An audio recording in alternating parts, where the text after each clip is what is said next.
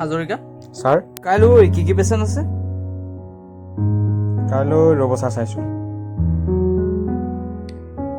কাইলৈ এপইণ্টমেণ্ট আছে আপোনাৰ মানৱ সেনাপতি, দিব্যজ্যোতি হাজৰিকা আৰু এইজন অৰবিন্দ চলিহা। লাষ্টৰ নামটো কি বুলি ক'লা? ছাৰ অৰবিন্দ চলিহা। চাওঁ ফাইলটো মোক দিয়াচোন। ৰ'ব ছাৰ দিছোঁ।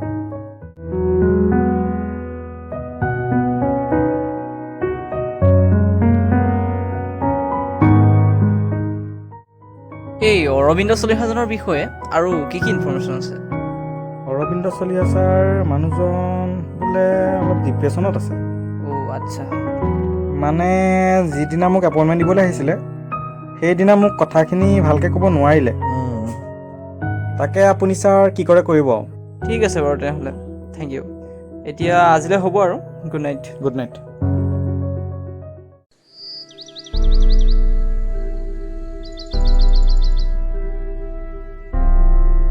ছাৰ?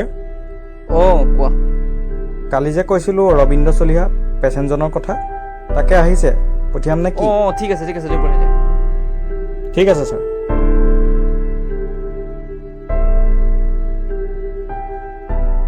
আহক। নমস্কাৰ। ছাৰ বহক।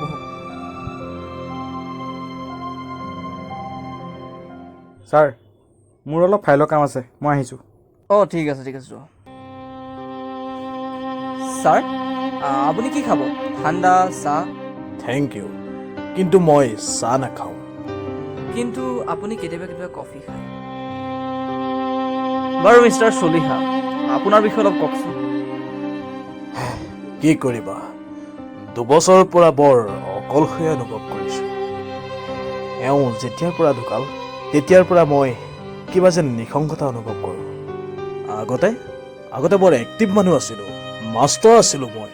দহোটীয়া হায়াৰ ছেকেণ্ডেৰী স্কুল, যোৰহাট। তাত আপুনি অসমীয়া পঢ়াইছিল।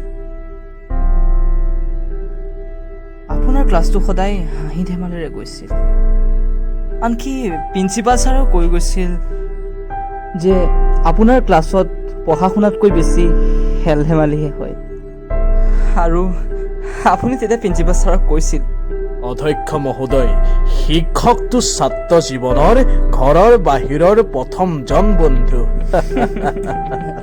আপোনাৰ ক্লাছত এজন ছাত্ৰ আছিল। সেই ছাত্ৰজনক আপুনি মৰমতে পুতৌ বুলি মাতিছিল। হয়। গোটেই স্কুলখনে তাক গাধা বুলি জোকাইছিল, প্ৰতিটো ক্লাছতে কৈছিল। কিন্তু আপোনাৰ ক্লাছত সি কেতিয়াও হোৱা নাছিল। আপোনাৰ গান বাজনা কৰি ভাল পোৱা মনটোৱে, সুমধুৰ কথাবিলাকে তাক আপুনি ইমানেই পৰিৱৰ্তন কৰিলে, ইমানেই হৃদয়ৰ কথা বুজালে, ইমানেই মটিভেট কৰিলে, নিজৰ লাইফত ফ'কাছ কৰিবলৈ শিকালে। আজি সেই আপোনাৰ পুতুৱে ডক্টৰ নৱজিত কাকতি হৈ আপোনাৰ সন্মুখত বহি আছে। ছাৰ, পুতৌ, তই চাইক্ৰেটিষ্ট হৈ গলি? য়েছ ছাৰ।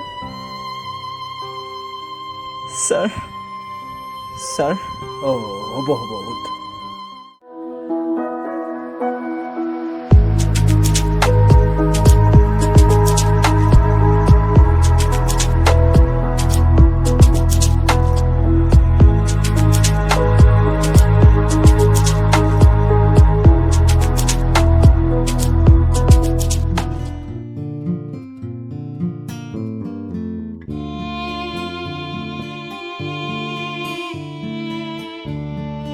যেতিয়াৰ পৰা এওঁ ঢুকাল তেতিয়াৰ পৰাই মই এই গান বাজানা সকলো বাদ দিলোঁ। এতিয়া তয়ে চাচোন, তইতো ডক্তৰ হলি, তইতো এইবিলাক সকলো বাদ দিলি। অলপ ৰ'ব ছাৰ।